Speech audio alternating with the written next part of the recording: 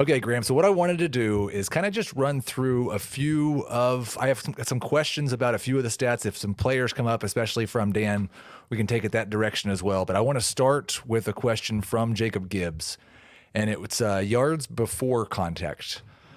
I think a lot of people see that and they think that's an offensive line stat. Dan was talking, you guys were talking about earlier, a way of potentially measuring vision. Jacob was suggesting yards before contact, especially compared to the rest of their teammates, might be a way to do that. Do you feel like yards before contact is entirely an offensive line stat, or is it a little bit of both? Yeah, so it's a little bit of both. Just like when I was doing yards created, yards blocked was a little bit too. There's what running backs set up their blocks, and a lot of times this is that context that I don't think a lot of advanced analytics can capture just yet. We're working to get there, but it's the idea of setting up blocks. We'll go back to the ETN example. Like, think of it just watching football, right? Like ETN is faster than most linebackers. He's going to be faster than most corners. He's hitting angles and getting to places on the field with his speed that most players can't get to. And that is all coming before contact. Those are before contact yards most of the time. By the way, I don't really have a great answer for this. I think looking at it on the team level is great. Like looking at yards before contact, ETNs versus let's say this year Tank Bigsby's. I think that'd be kind of interesting. But at the same time, we're dealing with sample size issues. ETN might have 220 carries. Bigsby might have like 60 this year. There's also the issue that I wanted to get. I don't want to cut you off, but it's like this is the most important thing I wanted to talk about with you.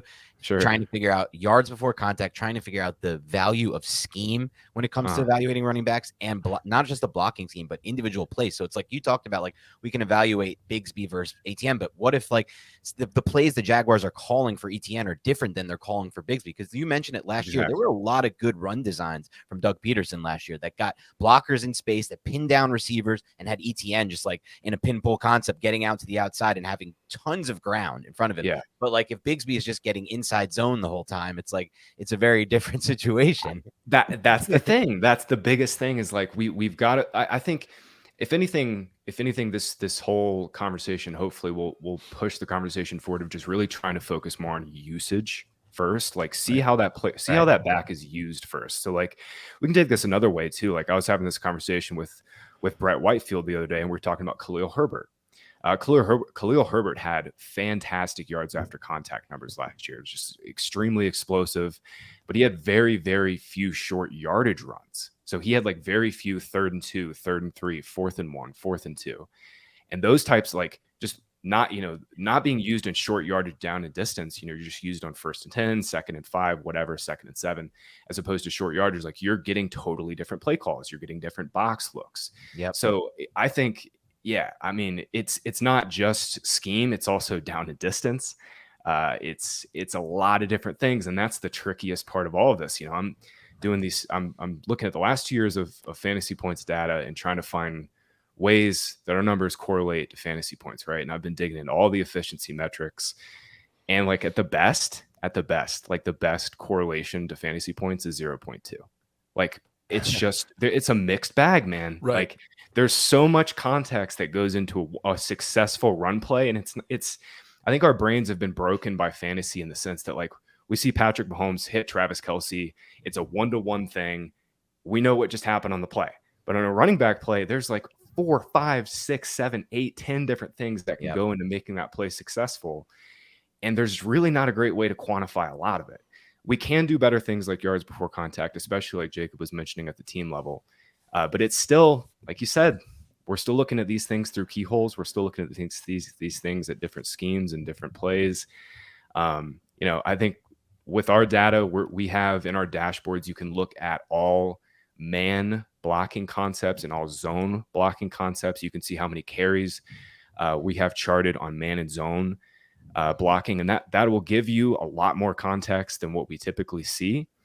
But all of that being said, it's still not perfect. You're still going to have examples where, Khalil Herbert averages 6.5 yards per carry and David Montgomery's at 4.2. And everybody thinks Montgomery stinks, but it's like, no, Montgomery just got all the short yardage carries. Yeah. Right. Well, I think that's the other thing. And you mentioned sample size in that answer. And especially when it's somebody like Khalil Herbert or a backup running back who might have 100 carries.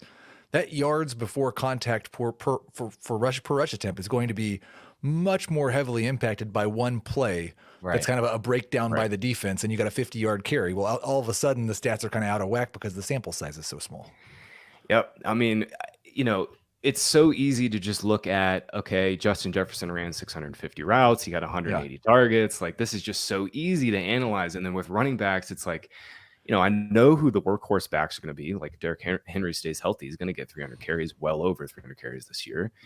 But then after that, it's like, everything is by committee now, by and large. And then you're looking at even smaller and smaller things. Like, we were talking about Aaron Jones. Aaron Jones and AJ Dillon are used completely differently in the context of that offense. So that's really the biggest thing, is like, if we can find ways to better contextualize within the offense, that's probably the next step for running backs. I'm going to start with you on this one, Dan, and then Graham, you can kind of follow up. But you mentioned explosive run rate earlier. Those guys like ETN, like Ken Walker, I would say like DeAndre Swift. We love those guys in fantasy. Like that's one of the stats that we got big playability. This is a really good running back. Those guys also seem to lose important touches to backs that we don't think are very good, like Jamal Williams or David Montgomery, and I think David Montgomery is good, but like those kind of guys. So Dan, do you think that it's possible that we care more about explosive run rate than coaches do? And whereas they value the guy who's going to get what's blocked? Sometimes, like, Is it the coach, maybe an individual coach thing too? Yeah, I think it may be an individual coach thing. Like, I watched a lot of Swift last year, early in the year, like when he came back from the injury. I don't remember what point it was for Beyond the Box Score, and I could see why the Lions weren't playing him a lot. Like, there were issues with the mental processing, and he was not. There were some holes that were just inexplicable that he was just not processing and understanding and setting up, like Graham was talking about before, with his blocks and going through. And so you see him come off the field. But in other situations, like for example, like Kamara, he has such a unique role in that. He had at least such a unique role in that offense that it never really made sense for him to be that workhorse in every spot. I think what we're finding is a lot of different coaches are looking for different situations and downs and distances to use different running backs to fit their skill set. It's not one guy fits all anymore. So I think it's more so that. But as far as explosive plays goes, though, I think it's almost going to go in the other direction. Like, teams are going to look and prioritize getting these guys who can deliver them explosive plays. That's how you win games. Graham, we had a good comment here from Guitar Ninja Rick.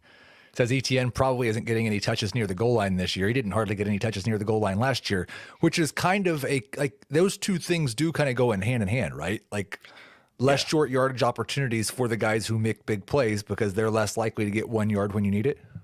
Yeah, and ETN was not a very good short yardage runner last year, and I don't think he was a very good short yardage runner at Clemson. He did get 45% of the Jags inside 5 carries last season, but I think that's probably the biggest concern with ETN this year for fantasy, is actually that loss of inside 5 touches, because ETN was not that high volume of a pass catching back, so any touchdown loss for ETN would be pretty harmful for his fantasy stock. Do you think that's a concern at all with Walker, with them bringing a bigger back like Charbonnet? It is. Yeah, that's my big concern with Walker too. Walker was one of my favorite running backs coming out last year. Rashad Penny, when he's healthy, is one of the best running backs in the world. But yeah, man, I think Walker got 100% of the inside 5 carries last year. If Charbonnet gets 40% of those, it definitely hurts Walker for sure. I just want to do a quick offshoot off of that, because with regards to the Walker situation, and I want to get your take in general on blocking scheme and how it impacts running backs, and then in our case, fantasy. So in Walker's example, and this is the same thing for Dalvin Cook last year. Dalvin Cook plays his entire career in a Kubiak system. It's perfect for him. His vision is amazing in it. He looks awesome. Last year, they bring in a new offensive coordinator there. They changed the blocking scheme, and in my opinion, Cook just did not look the same. And for Walker, it's like you talked about how much you liked him coming out. I did too, but I thought they were going to, I liked him sometimes when he was running at Michigan State with power gap concepts and pin pull stuff that he was just taking advantage of his athleticism on. Last year, Seattle basically just ran zone the entire time. I think I talked to someone who covered the Vikings before the Giants playoff game. They're like, I don't think I've seen a single play with a pulling guard this entire season. And I feel like Seattle was in that same bucket of just running zone. And for a player like Walker, how do you let that impact your opinion of the player? And how much do you look at stuff like scheme? Yeah, so they did run quite a bit of zone for Walker last year, but in our charting, we had Walker with 150 carries on a man blocking scheme. And to your point, he averaged 5.1 yards per carry on his man blocking scheme carries versus 3.6 yards per carry on zone. And yeah, you're exactly right. I mean, Walker is, I still think he is their clear early down guy. Like Ken Walker's, to me, what like Joe Mixon was coming out of college. Like he is an extremely creative, extremely instinctive runner. You're gonna have the strikeouts. Like you're gonna have to live with when he gets stuffed behind the line of scrimmage and misses the hole. But like when he hits big, and especially on these man schemes. Like his success rate against man was much higher than zone 2. So yeah, I think Seattle, especially at the end of the year, used him better. I think early in the year when it was him and Penny, they were just trying to find ways to kind of get him in a change of pace role. But by the end of the year, especially in the last couple of games, they were starting to really dominate on these man blocking schemes. And that's where Walker will show his colors. Because to your point, he's not a zone runner. He's not, same with Saquon Barkley. I've always said Saquon Barkley is a much better man runner than zone. Saquon Barkley had his best year last year when the Giants finally went away from a lot of zone and they brought in a ton of power gap. Yep. It was all, dude, him on power was amazing. Unstoppable at Penn State. And it was unstoppable last year. Yep. Okay, well, that's enough Saquon Barkley. Let's move to the David Montgomery stats. Avoid rate, missed tackles forced, broken tackles. Like there's like 7 of these stats now seeming to measure the same thing. You gave your favorite at the top of the show. Talk about kind of why that is and how it's maybe different from some of the others.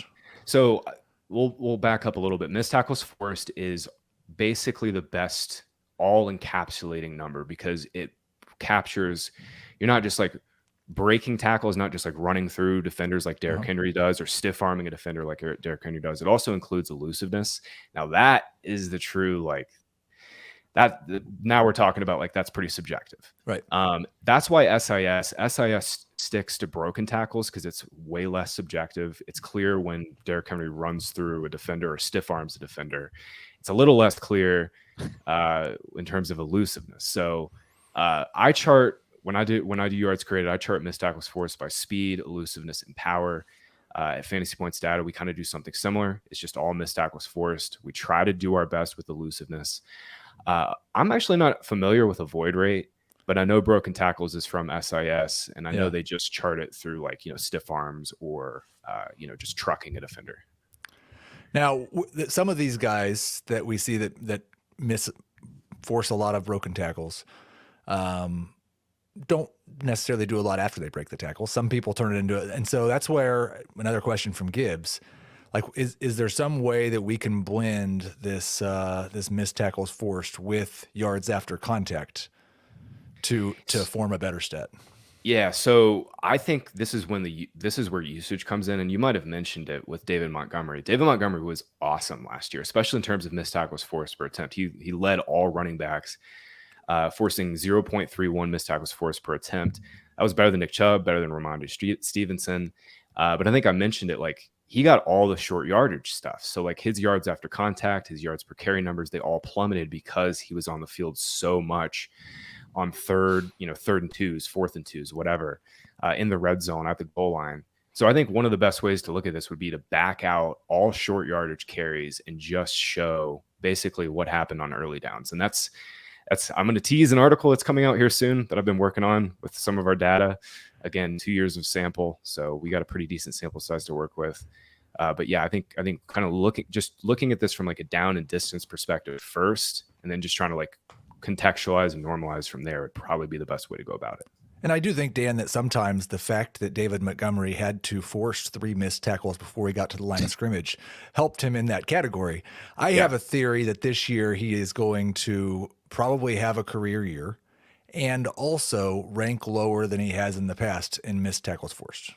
Interesting. What makes you think he'll rank lower in the missed tackles forced? Just that they're blocking it so much better? Because I don't think that he will have as many tackles to avoid. Okay. Yeah, I mean, the Bears have been the worst run blocking offensive line for the last couple of years, and like Lions are the best, easily top 5. Easily, top might 5. be. I think this year they'll be the best with Sewell. They probably will be. Yeah, they probably will be. I love Montgomery too, by the way, Heath. I think we're gonna have to battle for him in a ton of these mocks coming up, and I'm not excited about that.